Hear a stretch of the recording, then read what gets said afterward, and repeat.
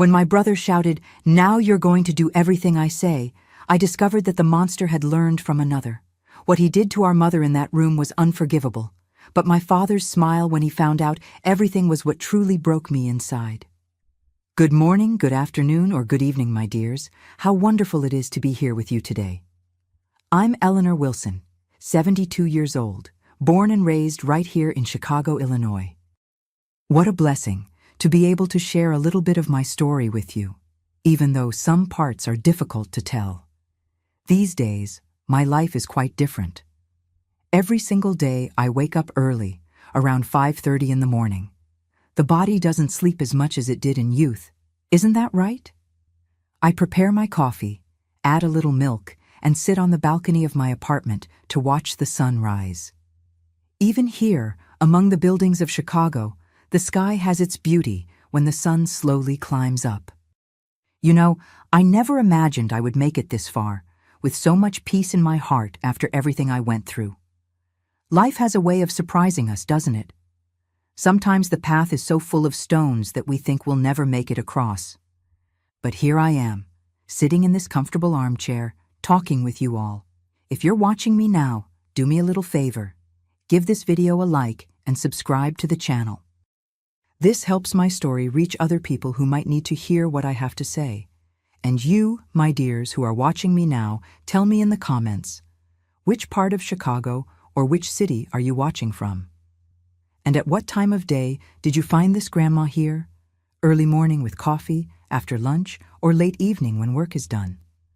I love reading the comments, and I'm so happy to know there's someone on the other side listening to me. Let's create a chain of kindness. Today, I'm going to tell you a story that I kept inside me for a long time. A story about how sometimes evil can be closer than we imagine, even within our own home.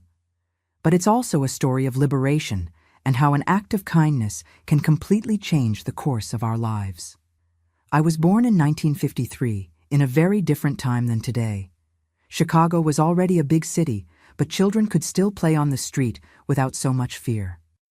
My father, Richard Wilson, worked as a truck driver and spent a lot of time away from home, making long trips across America. He was a tall, strong man, of few words and many silences. When he was home, everyone walked on eggshells, afraid of awakening that temper that would explode over the smallest thing. My mother, Elizabeth, was the complete opposite. Petite, talkative, always with a flowery apron tied around her waist. She worked as a seamstress and did small repairs for the neighborhood. She was the one who kept the house in order when my father was traveling, which was most of the time. Her green eyes were sad, as if they held secrets that could never be spoken out loud. Our house was in the Bridgeport neighborhood, a simple 3-bedroom house with a small backyard where my mother planted herbs and some flowers. The walls were thin, and you could hear everything happening in any corner of the house.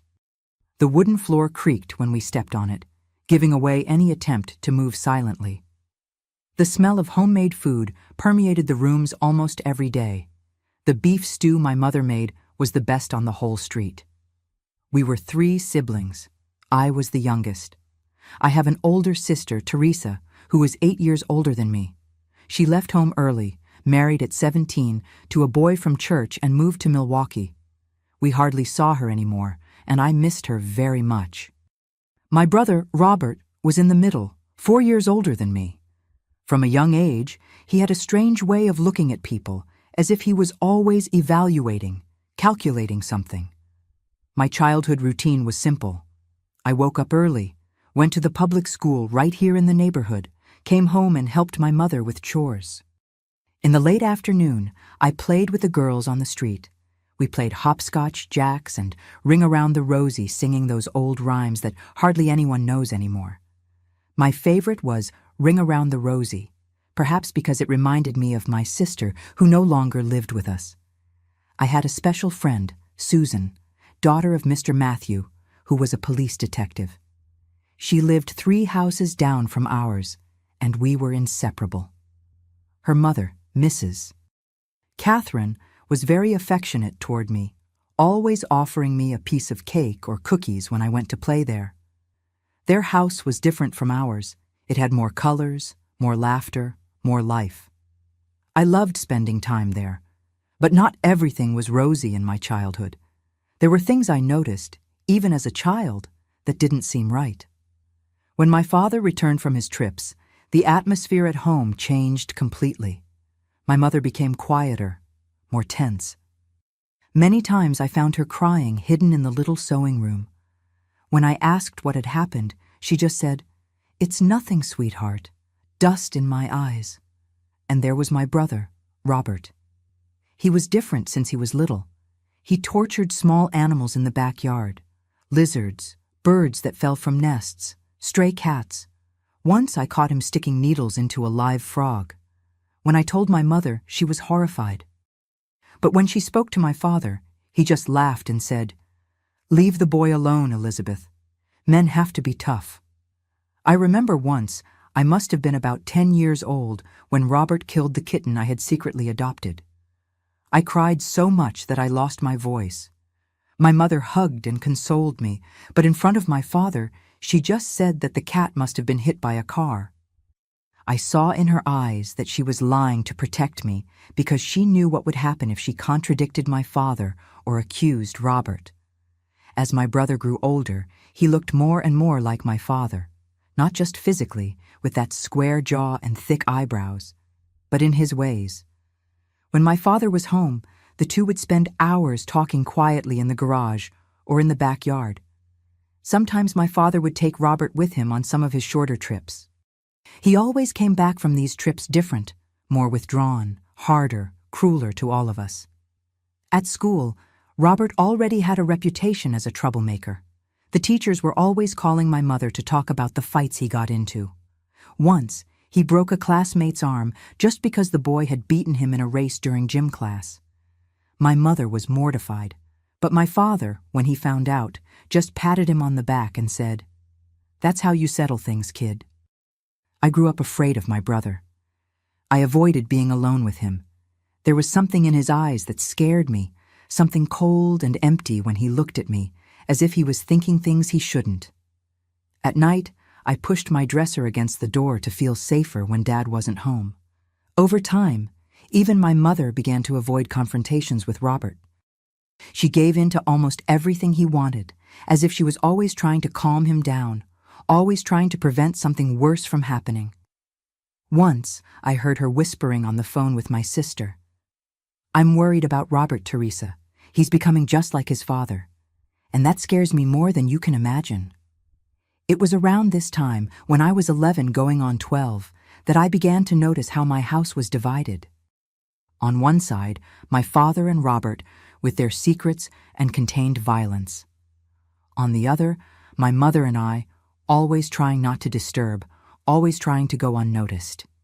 It was like living in a minefield, never knowing where to step to avoid causing an explosion. And so was my childhood, between street games with my little friends and constant fear inside the house. I didn't fully understand what was happening around me, but I felt it in the air, like a bad smell you can't identify where it's coming from. Something was wrong in our family, and that something would reveal itself in the worst possible way. The year 1966 marked the beginning of the end of my childhood. I had just turned 13. It was a difficult time in America, with racial tensions and the Vietnam War becoming more intense. But inside my house, the problems were different, much closer and more frightening. My brother Robert, now 17, had dropped out of school. He spent his days wandering around with a group of older boys from the neighborhood, coming home late at night, sometimes smelling of alcohol. My mother cried in secret, worried about the path he was taking. When she tried to talk to him, Robert would just shrug or respond rudely. "Leave him be, Elizabeth. A man needs to know the world," my father would say on the rare occasions he was home and my mother tried to ask for help dealing with our son. It was as if he was proud of Robert's behavior, as if it was part of some plan that the two of them shared. That September afternoon, the Chicago sky was heavy, threatening rain. My father had left for a nearly 2-week trip, taking cargo to Texas. I was in my room, doing my math homework, when I heard the front door slam shut. It was Robert arriving, and from the sound of his footsteps, I could tell he was agitated. "Where's dinner?" he shouted from the living room. I heard my mother answering from the kitchen with that gentle voice she always used to try to calm the mood. "It's almost ready, son. Just a few more minutes." But that day, nothing my mother said or did would be enough. Soon I heard the sound of plates breaking, followed by his screams. "I'm tired of waiting. I'm tired of this lousy food. I'm tired of you." I froze with the pencil in my hand, my heart racing. Robert had never spoken to our mother like that before. He was always distant, even cruel at times, but he had never confronted her directly in this way. "Son, please, calm down." My mother's voice trembled. "Have you been drinking? Are you having some problem? Tell me, Mom will help you." What followed was an explosion of horrible words, swear words that I had never heard from my brother's mouth. He accused our mother of absurd things, said she was worthless, that she was a disgrace. Each word was like a stab that I felt even while in my room. "Robert, what is this? I am your mother." Her voice was a mix of shock and fear. "You are nothing. Dad told me everything about you, everything." It was at this moment that I heard the first slap. The sound of his hand hitting my mother's face echoed throughout the entire house. My eyes filled with tears. I wanted to get up, go there, defend my mother, but my body didn't respond. It was as if I was glued to the chair, paralyzed by terror. The argument escalated quickly. I heard things being thrown, furniture being dragged, my mother's body being pushed against the wall. She begged him to stop, said she didn't understand why he was doing that. "Dad said that when he's not here, I'm in charge, and you will respect me." After that, the screams got louder, more desperate. I covered my ears with my hands, but I could still hear the sounds of violence. Then, suddenly, silence. A horrible, heavy silence that seemed to swallow the entire house. I stayed there trembling. For how long I cannot say. It could have been minutes or hours. The silence was as frightening as the screams. After a while, I found the courage to stand up. My legs felt like jelly as I walked down the hallway toward the kitchen. "Mom?" I called softly. No answer. The kitchen was empty but completely destroyed. There were shards of plates and glasses all over the floor, food scattered, chairs overturned. Red stains, which could only be blood, formed a path toward my parents' bedroom. I followed that terrified trail, calling for my mother louder and louder, more and more desperately. The door to my parents' bedroom was ajar. I pushed it slowly. "Mom?" What I saw inside that room, my God in heaven, there are no words that can describe it. It was as if a hurricane of evil had passed through there. The room was completely ransacked, with furniture broken, sheets torn from the bed. And my mother, my dear mother. She was lying near the bed in a way that no one should ever be. Her eyes, those green eyes that always seemed sad, were now open, empty, looking at nothing. Around her, so much red, so much red. Beautiful, isn't it? My brother's voice made me turn abruptly. He was standing at the door of the room, observing the scene as if admiring a work of art. There was no remorse on his face, just an empty expression, almost bored. His hands and clothes were stained red. "What did you do?" My voice was just a whisper. What needed to be done? He shrugged, as if he was talking about something mundane, like taking out the trash or washing the dishes. She didn't respect me. "Dad said this would happen one day." I took a step back, horrified by his words. What was he saying? What did he mean my father had said this would happen? It was impossible, unimaginable. You... I couldn't even form the words. Robert then advanced toward me with a speed I didn't expect. His hands grabbed my arms with such force that they left purple marks that lasted for weeks. His face was so close to mine that I could smell his breath, a mixture of cigarettes and whiskey. "Now you're going to do everything I say," he shouted, shaking my small body as if I were a rag doll. Got it? Everything, or you'll end up like her. I nodded frantically, agreeing to anything that might appease him, that might keep me alive. Tears streamed down my face, but I dared not sob or make any sound. Great. Very good. He let go of me so suddenly that I almost fell. Now, first order.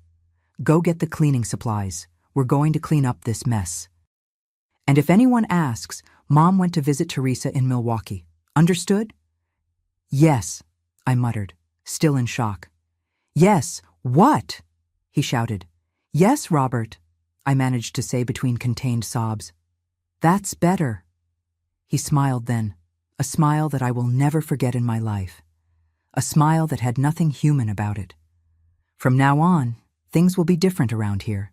You'll see. At that moment, as I walked like a zombie to the cleaning supplies cabinet, I understood that my life had just changed forever. My mother, my safe harbor, had been taken from me in the most brutal way.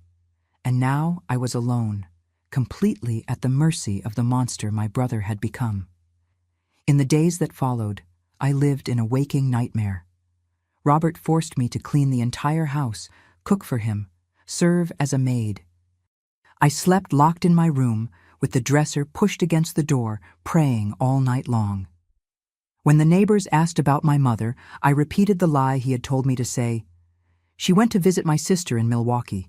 She'll be there for a few weeks. And when they asked who was taking care of me, I said, my brother. He's almost a man. No one suspected what had really happened in that house. No one noticed the terror in my eyes, the trembling in my hands, the weight I carried in my heart. No one, except one person, my friend Susan. Something's wrong, Eleanor. You're different, she told me one afternoon when we met at the corner store. Robert had sent me to get bread and given me exactly 10 minutes to return. It's nothing, I replied, avoiding her eyes. I just miss my mom. Your mom never traveled without saying goodbye to mine. And she would never leave you alone with your brother. My father always said he doesn't trust him. I felt my heart race. Mr. Matthew, the detective, didn't trust Robert. Could he help? But before I could say anything, I saw Robert turning the corner, coming in our direction. The terror must have been evident on my face, because Susan turned to see what I was looking at. I have to go, I whispered, moving away quickly. Eleanor, Susan held my arm, speaking softly. If you need help, any help, my house is always open. My father can help you. I nodded slightly and ran toward Robert, clutching the bread against my chest. He gave me a furious look when he saw that I was talking to someone, but he didn't say anything there on the street, where other people could hear. Susan's words echoed in my head over the days that followed. My father can help you. But how to ask for help? How to explain what had happened? And most importantly, what if Robert found out? What would he do to me? The days dragged on as if they were years. Each morning, I woke up with the weight of what had happened and what could happen. The nights were the worst, lying in bed, looking at the ceiling, imagining what would become of me when my father returned. Would he know what Robert had done? Would he blame me too? Or worse yet, did he already know this would happen one day, as my brother had said? Robert established new rules in the house. I couldn't go out alone, except to go to school and come straight home. I couldn't talk to anyone beyond what was necessary. I couldn't use the phone. And above all, I couldn't cry. He hated when I cried. Stop that whining. Want the neighbors to hear? He would shout when he caught me sobbing quietly while washing dishes or sweeping the floor. The house, once a home, had become a prison. My parents' room remained locked. Robert carried the key with him.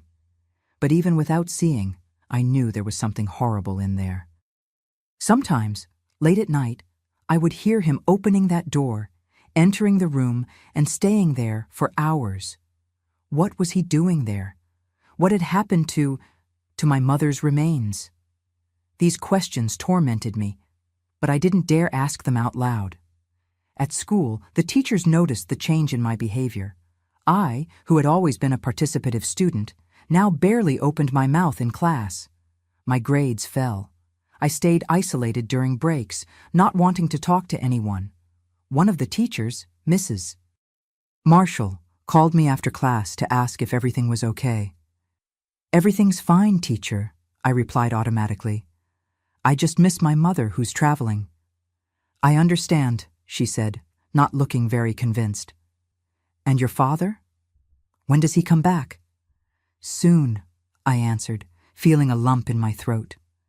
The truth is that I didn't know when my father would return, and part of me feared this return as much as I feared being alone with Robert. One afternoon, coming home from school, I found our neighbor, Mr. Oswald, talking with Robert at the door of the house. An elderly and curious man, Mr. Oswald always knew everything that happened on the street. "So, your mother hasn't returned from Milwaukee yet? It's been almost 2 weeks, hasn't it? Catherine was commenting that she finds it strange she hasn't called." I saw Robert's face harden, but he maintained that fake smile. "Yeah, Mr. Oswald. She must be busy with my sister and her children. You know how women are when they get together, right? They lose track of time." Mr. Oswald laughed, agreeing, but his eyes observed Robert with a barely disguised distrust. When he saw me arriving, he waved. "Hello, Eleanor. How's school?" "Good, Mr. Oswald," I replied softly, trying to go unnoticed. "Do you miss your mother? These must be the longest vacation she's ever taken, huh?" Before I could answer, Robert pulled me by the arm.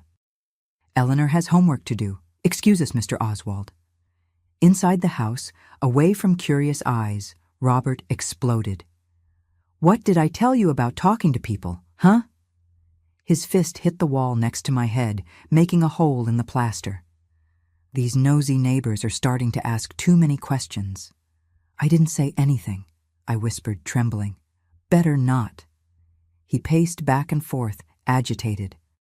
"And if you did, who would believe you? A crybaby kid against the oldest son? Do you know what happens to children who make up stories, Eleanor? They go to orphanages, horrible places where they beat children every night." Those words terrified me. I had nowhere to go, no one to help me. Teresa was far away, and I didn't even have her address or phone number. School friends were just acquaintances, no one close enough to trust with a secret of that size. The only person who might be able to help me was Susan, but I could hardly see her now that Robert kept me practically under house arrest. The situation got worse when school went on spring break. Without the obligation to let me go to classes, Robert practically didn't let me leave the house. I spent the days cooking, cleaning, washing his clothes, almost like a maid. He would leave in the morning and only return at night, sometimes bringing friends, tough-looking guys who looked at me in a way that made me run to lock myself in my room. On one of these nights, Robert arrived particularly intoxicated, drunker than usual. He brought a man I had never seen before, older, unshaven, smelling strongly of cigarettes and alcohol. "This is my little sister," he introduced, grabbing my arm forcefully when I tried to escape to my room. "Pretty, isn't she?" The man looked me up and down with a smile that made me sick. "Yes, she is. Very pretty. She knows how to cook, clean, do everything. A perfect housewife. And obedient, aren't you, Eleanor?" Robert's fingers squeezed my arm even more, leaving red marks. "Please, Robert, let me go to my room," I begged softly. "I'm tired." "Tired?" He laughed, a cruel laugh that made me shrink. "You don't know what tiredness is, but you'll learn. Nick here needs a maid at his boarding house. Don't you think that would be a good idea, sis? You going to work a little, bringing money home?" I felt the blood drain from my face. "No, please, I have school." "School?" He guffawed. "For what? To become what? A doctor? A lawyer? Don't be ridiculous. Women are meant to work at home, take care of men. That's what our father always said." This Nick guy scratched his beard, looking at me as if evaluating merchandise. "She seems kind of scrawny. Can she handle hard work?" "She can," Robert affirmed, shaking me. "And if she can't, she'll learn. Won't you, little sister?" I started crying silently, tears streaming down my face without being able to control them. That infuriated my brother. "What did I say about crying?" he shouted, pushing me so hard that I fell to the floor. "You'll ruin everything. You'll make Nick think you're weak." The man took a step back, suddenly looking uncomfortable. "Look, Robert, I don't want any trouble. The girl is underage and you're responsible for her. If your father comes back and finds out—" "My father won't find out anything," Robert cut in, irritated. "And even if he does, he'll understand. He knows how things work." It was at that moment that the doorbell rang, a sound so unexpected that we all froze. No one ever came to visit us, especially at that time of night. Robert cursed under his breath and went to the door. Through the crack, I saw that it was Mr. Oswald. "Sorry to bother you, Robert, but I received a telegram for your mother. Since she's not here, I thought it best to deliver it to you." My brother took the envelope, thanking him in a forced manner and quickly closing the door. When he returned to the living room, his face was pale. "It's from Dad," he said, tearing open the envelope. "He's coming back in 3 days." This Nick guy looked from Robert to me, seeming to sense the sudden tension in the air. "I think I'd better leave. We'll talk another day about that job for your sister." After he left, Robert sat down at the table, the crumpled telegram in his hand, his gaze distant. For a moment, he almost looked scared. But soon his face hardened again. "We'll have to clean this house properly," he said, his voice cold. "And you're going to have to keep very quiet when Dad gets here. Understand?" "What? What are you going to tell him about Mom?" I asked, still sitting on the floor. Robert gave me a look that made my blood freeze. The truth, of course, that she wasn't worth anything and got what she deserved. But won't he be angry with you? Won't he call the police? My brother let out a laugh that sounded more like a bark. "You still don't understand anything, do you? Dad is just like me. Or rather, I am just like him." "Why do you think Mom always had that sad look? Why do you think she never reacted when he hit her? She knew this would happen one day. Maybe not by my hands, but by his." His words hit me like a punch. Was it true? Did my father know what could happen? Did he approve of this in some way? The idea was so monstrous that my childish mind could hardly process it. The next few days were almost unbearable tension. Robert made me clean every inch of the house, several times. My parents' room remained locked. He didn't allow me to enter there. At night, I heard him moving heavy things, dragging, digging in the backyard. I didn't need to be very smart to understand what was happening. On the eve of my father's arrival, Robert called me to the kitchen. His face was serious, almost solemn. "Listen carefully to what I'm going to tell you, because I'm only going to say it once. When Dad gets here, you're going to say that Mom ran away with another man. That she took some clothes and left. That she left a note saying she couldn't stand this life anymore. You're going to cry because you miss her. Understand?" "But what if he doesn't believe it? What if he wants to see the note?" "I've already taken care of that," he replied, taking a folded piece of paper from his pocket. "I know how to imitate her handwriting. I practiced a lot." I looked at that piece of paper, feeling nausea take over me. How could he be so calculating? How could he do that with such coldness? "And if I can't lie well?" I asked, my voice trembling. Robert approached me then, bending down to put his face at my level. His eyes, always cold, now burned with an intensity that terrified me. "If you don't do exactly as I'm telling you, I'll do to you the same thing I did to her. Understand? And it will be very slow." I nodded, swallowing a sob. I understood. At that moment, I understood that I was completely alone with two monsters. One who had already shown his true face, and another who was about to arrive. That night, I couldn't sleep. I lay looking at the ceiling, thinking about Susan's words. "My father can help you." Could he really? Could anyone help me against my own father and brother? I wanted to believe it, but fear paralyzed me. If I tried to seek help and failed, what would become of me? And so, in this state of constant terror, I awaited the arrival of my father, the man who, according to Robert, was the origin of the evil that had destroyed our family. I remember that night as if it were yesterday. The clock in the living room marked almost 9 o'clock when we heard the sound of a car stopping in front of the house. Robert, who was smoking in the living room, jumped up. For a brief moment, I saw fear in his eyes, something I had never seen before. "It's him," he said, putting out the cigarette in the ashtray. "Remember what we agreed on. Not a word off script." I nodded, my entire body trembling. In the last 3 days, Robert had made me rehearse what to say so many times that the words came out almost automatically. "Mom left with another man. She left a note. We're alone." The key turned in the lock. The door opened. And there he was, Richard Wilson, my father. Tall, strong, unshaven after the long trip, the smell of the road impregnated in his clothes. His eyes, identical to Robert's, scanned the room before landing on the two of us. "Dad?" Robert greeted, extending his hand.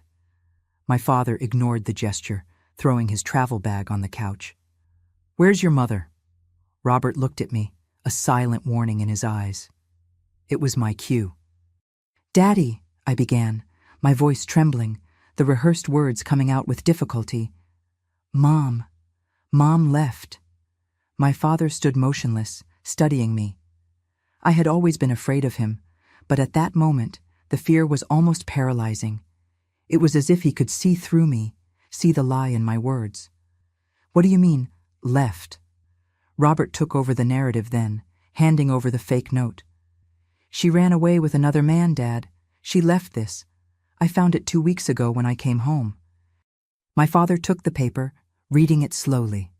His face showed no emotion, no surprise, no anger, no sadness. Nothing.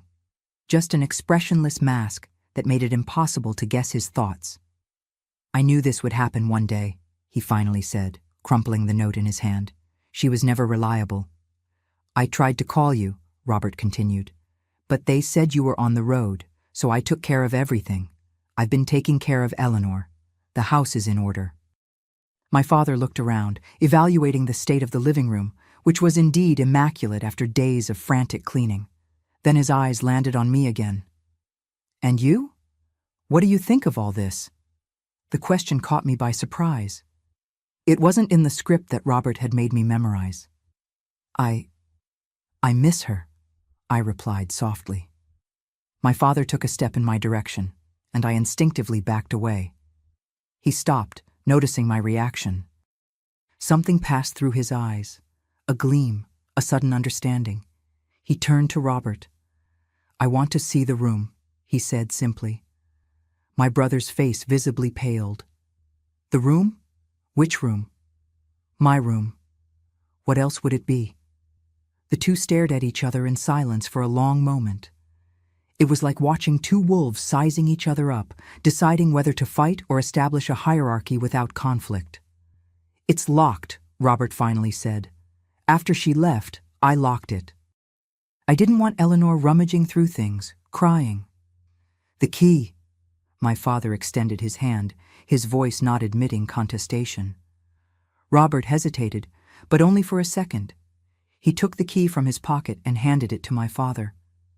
I was holding my breath without realizing it, my heart beating so hard I thought it might break my ribs. My father walked down the hallway toward the bedroom, and we followed him as if we were being pulled by an invisible rope. He unlocked the door and pushed it open. The odor that came out of the room hit me like a slap. Even after 2 weeks, even with the windows closed and whatever Robert had done to try to disguise it, the smell was unmistakable. The smell of death, of decomposition. A smell I will never forget as long as I live. My father entered the room, and Robert followed. I remained paralyzed at the door, unable to enter, unable to flee, trapped between the horror of the past and the terror of the present. The room was very different from the last time I saw it. The furniture was back in place, the sheets on the bed, everything apparently normal. But the smell, and the stains on the carpet, which even in the dim light were visible. My father walked slowly around the room, observing everything. He stopped in front of the stains on the carpet, bent down and ran his finger over them. He stood up and looked at Robert. What really happened here? Robert swallowed hard, but kept his gaze fixed. She didn't run away with any man. The confession hung in the air like a toxic cloud. My father showed no surprise. Instead, he asked with a terrifying calmness, "What did you do with her?" "What you always wanted to do," Robert answered, defiantly. "What you always said would happen one day."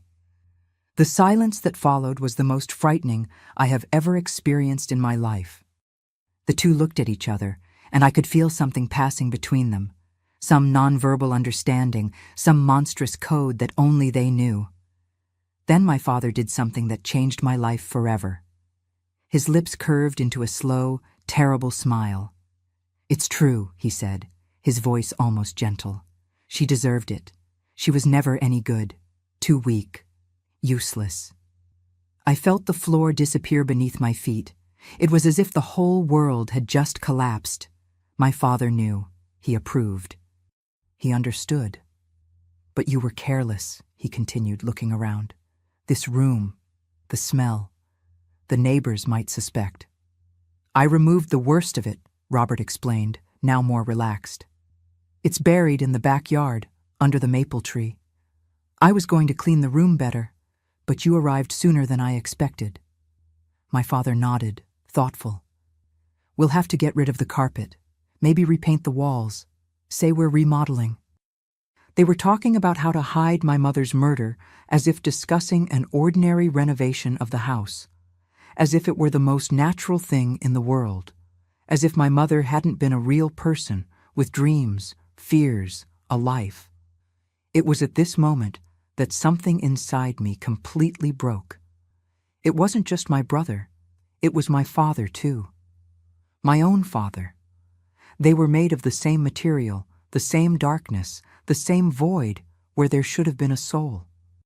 And I was alone with them, completely at their mercy.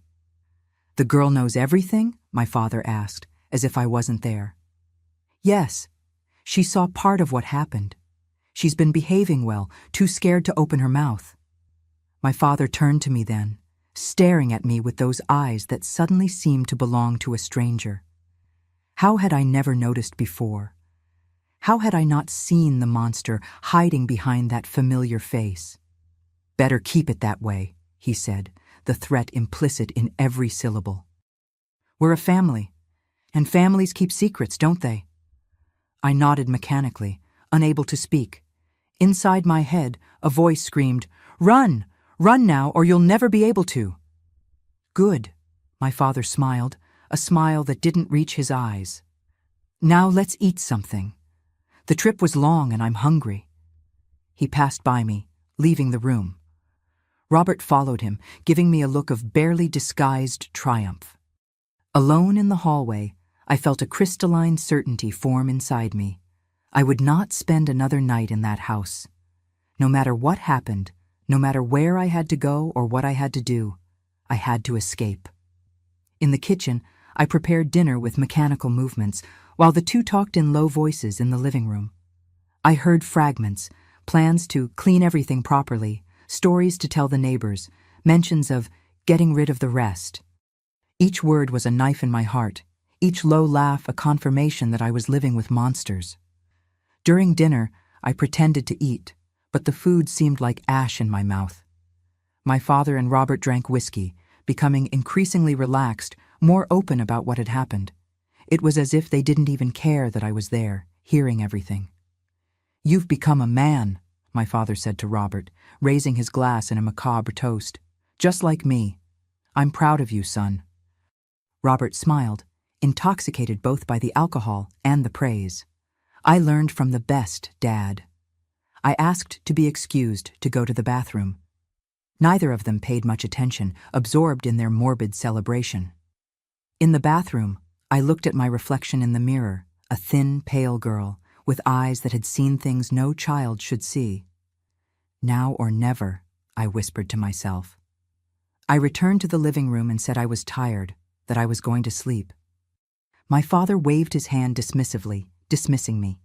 I went to my room, closed the door, and pushed the dresser against it, as I did every night. But this time it was different. This time, I wasn't going to lie down and cry silently. This time, I was going to act. I opened the window of my room, small but large enough for my thin body to pass through. I looked at the backyard below. It wasn't a very big fall, maybe 6 feet. I took my school backpack, put in a change of clothes, what little money I had saved, and the photo of my mother that I kept hidden under the mattress. Sitting on the edge of the window, legs hanging out, I hesitated one last moment. Where would I go? What would become of me? But the laughter coming from the living room, along with the smell that still lingered throughout the house, gave me the courage I needed. I jumped. The fall was quick, the impact with the ground painful, but not enough to stop me. I got up, looked back one last time at that house I once called home, and started running. I ran like I had never run in my life, the dark streets of Chicago passing like blurs. I ran without looking back, guided only by instinct and desperation, and my feet took me exactly where I needed to go. Susan's house. Susan's house was only 3 blocks from mine, but that night it seemed like I ran miles. Every shadow seemed like a pursuer, every distant noise the voice of my father or Robert discovering me, hunting me down. Fear gave me wings, and I ran like I had never run before. When I finally reached her door, I was breathless, trembling, tears mixed with sweat on my face. I knocked on the door hard, desperate, not caring about the time. It must have been past 10 at night. It was Mrs. Catherine who opened the door, still dressed, thank God. Her face showed first surprise, then alarm when she saw me in that state. "Eleanor! My God in heaven, what happened to you, child?" I couldn't answer. The words were stuck in my throat, and all that came out was a desperate sob. My legs weakened, and I would have fallen if Mrs. Catherine hadn't supported me. "Matthew! Matthew! Come here quickly!" she shouted, taking me inside. Mr. Matthew appeared wearing a robe, his face concerned. Susan emerged right behind him, her eyes wide when she saw me. "What happened? Did someone hurt you?" Mr. Matthew asked, his voice firm but gentle. It was as if a dam had broken inside me. Suddenly, the words came in torrents, interrupted by sobs. I told everything, about the fight, about what Robert had done to my mother, about the body buried in the backyard, about my father's return, about his approval, about the horror of discovering that I lived with 2 monsters. As I spoke, Mr. Matthew's face became increasingly grave.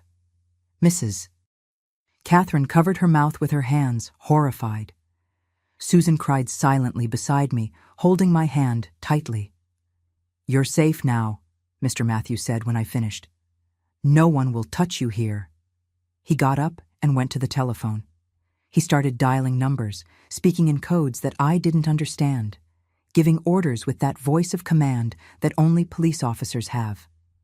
Mrs. Catherine took me to the bathroom, helped me wash my face, brought clean clothes from Susan for me to wear. Her hands were gentle, her eyes full of a compassion that made me cry even more. "They'll find me," I whispered, trembling. "They'll know I'm here." "No, dear," she assured me. "My husband won't let that happen. He'll take care of everything." When I returned to the living room, Mr. Matthew had already finished the phone calls. He was serious, but there was a determination in his eyes that gave me a little hope. "Eleanor," he said, sitting in front of me, "what you told me is very serious. You know that, don't you?" I nodded, swallowing hard. "I need you to be very brave now. I need you to tell me everything again, with details so that I can officially record it. Then we'll act. Can you do that? What if they come after me? What if they try to take me back?" Mr. Matthew looked at me with such firmness that I felt, for the first time that night, that there might be hope. "That's not going to happen. You have my word. I've been a detective for 15 years, and I've never broken a promise." He turned to his wife. "Catherine, take the girls to the back room and stay with them. Lock the door. Don't open it for anyone but me." Mrs. Catherine nodded, understanding the gravity of the situation. She took us, me and Susan, to a room in the back of the house. She locked the door as her husband had asked and stayed with us, the three of us sitting on the bed, in silence, waiting. From that room we heard voices arriving, cars stopping in front of the house. Later I learned that Mr. Matthew had summoned a team of police officers from the station, men he trusted who wouldn't be intimidated by anything. I don't know how long we stayed there, maybe hours. Susan held my hand, sometimes whispering words of comfort. Mrs. Catherine hugged us, strong as only a mother knows how to be. Finally, we heard knocks on the door. Mr. Matthew's voice, "It's me. Everything's okay now." When Mrs. Catherine opened the door, I saw that his face was tired, but there was a relief there. He sat beside me and spoke with a gentleness I will never forget. "Eleanor, we arrested your father and brother. They won't hurt anyone else." My whole body shook with the impact of those words. I couldn't believe it was over, that I was really free. "Did you find?" I couldn't finish the question.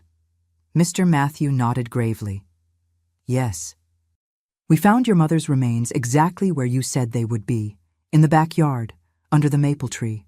We'll have to do tests, but there's no doubt about what happened. And now? Where will I go?" The question came out as a weak whisper. Suddenly, the reality of my situation hit me. I was alone in the world, without a mother, with my father and brother in jail. Teresa was far away, and I didn't even know how to contact her. It was Mrs. Catherine who answered, "You'll stay here with us, dear, for as long as necessary." "But—" "No buts," she interrupted firmly. "We have plenty of space and love in this house. You'll stay here until we resolve everything legally." Mr. Matthew agreed. "I'll file for temporary guardianship tomorrow. You're a minor and need protection. If your sister is located and wants to take custody of you, we can review the situation. But for now, you stay with us." There were no words to express what I felt at that moment. It was a mixture of relief, gratitude, sadness, and hope. Silent tears ran down my face. "Thank you," was all I could say. Susan beside me squeezed my hand. "Now you're going to be like my real sister," she smiled, trying to cheer me up. That night, I slept for the first time in weeks without fear. In the guest room of Susan's family, under clean sheets that smelled of fabric softener, I cried for my mother, for my lost childhood, for the family I never really had. But I also felt a beginning of peace, knowing that the monsters could no longer reach me. In the days that followed, I learned what it meant to live in a real family. Mr. Matthew was firm, but fair and kind. Mrs. Catherine treated me as if I were her own daughter, always attentive, always loving. And Susan was the sister I never had, a companion, confidant, protector. The legal process was long and painful. I had to testify several times, tell and retell that terrible story. But Mr. Matthew was always by my side, guiding me, giving me strength. My father and Robert were sentenced to long prison terms for my mother's murder. I never saw them again, nor did I want to know about them. For me, they died that night when I escaped. As for Teresa, my older sister, Mr. Matthew managed to locate her in Milwaukee. She came to see me. We cried together for our mother, but her life was already established there, with a husband and small children. We agreed that it would be best for me to stay with Susan's family, who had already welcomed me with so much love. And so, little by little, I rebuilt my life. Susan's family legally adopted me when I turned 14. I went back to studying, smiling, dreaming of a future. The past was never forgotten, but it ceased to be a prison to become a painful memory that was distancing itself with time. It was thus, on that September night in 1966, that I gained not only freedom, but a new family. A family that showed me that true love doesn't hurt, doesn't terrify, doesn't control. A love that heals, that builds, that liberates. Today, at 72 years old, I look back and can hardly believe the journey I've traveled. The terrified girl who fled through the window that September night in 1966 seems to belong to another life, another story. And, in a way, it's true. That night marked the end of one existence and the beginning of another, completely different. I still live here in Chicago, in the same city that witnessed so much suffering in my youth. But today's Chicago, for me, is a place of peace and joy. It's where I built my life, my family, my most precious memories. Mr. Matthew and Mrs. Catherine, who welcomed me that terrible night, became my true parents. They raised me with the love and attention I never had before. Mr. Matthew, with his unwavering ethics and sense of justice, taught me to trust people again, to believe that there are good men in this world. Mrs. Catherine, with her sweetness and infinite patience, showed me what a mother's love is, healed wounds that I thought would never heal. And Susan, my sister by heart, was my best friend throughout my life. Even when our lives took different paths, our bond never weakened. Today she lives in Madison with her husband, but we talk almost daily and visit each other whenever we can. Life has these sweet ironies. It was in the home that took me in that I also found the love of my life. Michael, the oldest son of Mr. Matthew and Mrs. Catherine, was 7 years older than me and already lived away from home, studying medicine at the University of Illinois. He would come to visit the family during holidays and breaks, and that's how we met. Initially, he was just Susan's older brother, almost a distant figure. But with time, as I grew up and healed my wounds, something began to blossom between us. We fell in love when I was 19 and he was 26, already graduated and beginning his career as a doctor. We married 2 years later with the blessing of Mr. Matthew and Mrs. Catherine, who always knew our love was true and respectful. Michael was always patient with me, understanding my traumas, respecting my pace, helping me rebuild the trust that had been shattered by my biological family. We had 3 wonderful children, Lisa, Gabriel, and Marina, who grew up knowing parts of my story to the extent they were old enough to understand. We raised them with love, respect, and lots of conversation, breaking the cycle of violence that marked my childhood. Today they are all married with their own families and have given me 5 grandchildren who are the light of my days. Michael retired 5 years ago after a brilliant career as a pediatric surgeon. I worked as a librarian for more than 30 years at the public library, a job that brought me much peace. Books had always been my refuge, since I was a girl, and to be able to spend my days surrounded by them, helping other people discover the power of words, was a true gift. Mr. Matthew left us in 2010, after a life dedicated to justice. Mrs. Catherine passed 5 years later, peacefully during her sleep. I miss them every day, but I carry their legacy of kindness and righteousness in everything I do. As for my biological family, I learned that Robert died in prison in 1983, during a riot. My father, Richard, served his sentence and was released in 1990, but I completely lost contact. Teresa, my older sister, maintained some contact with me over the years. Her children, my biological nephews, sometimes visit us, and it's good to maintain this small bond with what remains of my blood family. Today, my day-to-day life is peaceful and happy. I wake up early, as I always have, and have my coffee on the balcony, watching the movement on the street. Twice a week, I teach crochet classes at the senior center here in the neighborhood. On Wednesdays, I go to the club to play dominoes with my longtime friends. Michael and I like to watch movies together at night, holding hands like teenagers. On Sundays, our house fills with the noise of grandchildren, the smell of good food, the sound of laughter. It's a simple life, but rich in affection and meaning. Sometimes I look back and can hardly believe how much fate can change. I left a home of horror to find the true meaning of family.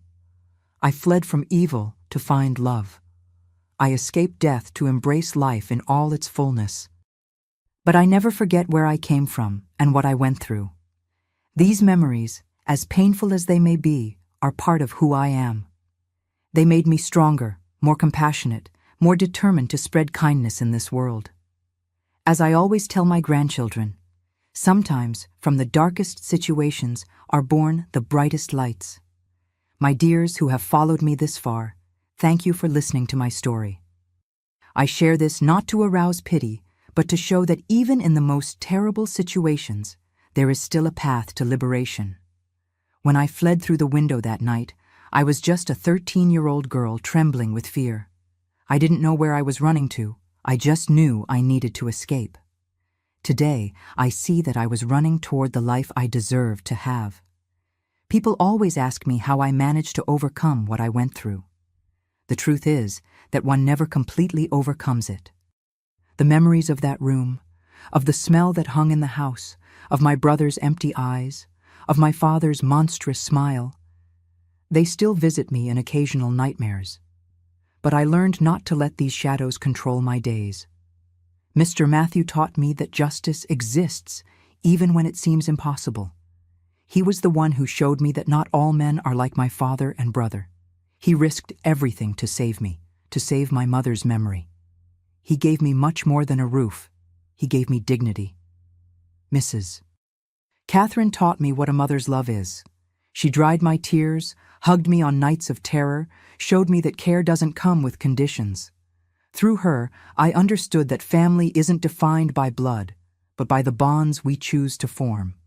And my Michael, my companion of almost 50 years, taught me that loving isn't possessing, isn't controlling. It's respecting, it's walking side by side, it's building together. He had infinite patience with my traumas, never pressured me, always understood when I needed space. It was with him that I learned to trust again. I discovered that we are stronger than we imagine. In the moments when I thought I would crumble, during testimonies in court, facing my father's icy gaze in the courtroom, in the first nights after the nightmare, I found strength I didn't know I had. If you are living your own hell, if you are trapped in a situation that seems to have no way out, listen to what this 72-year-old lady has to say. There is hope. Seek help.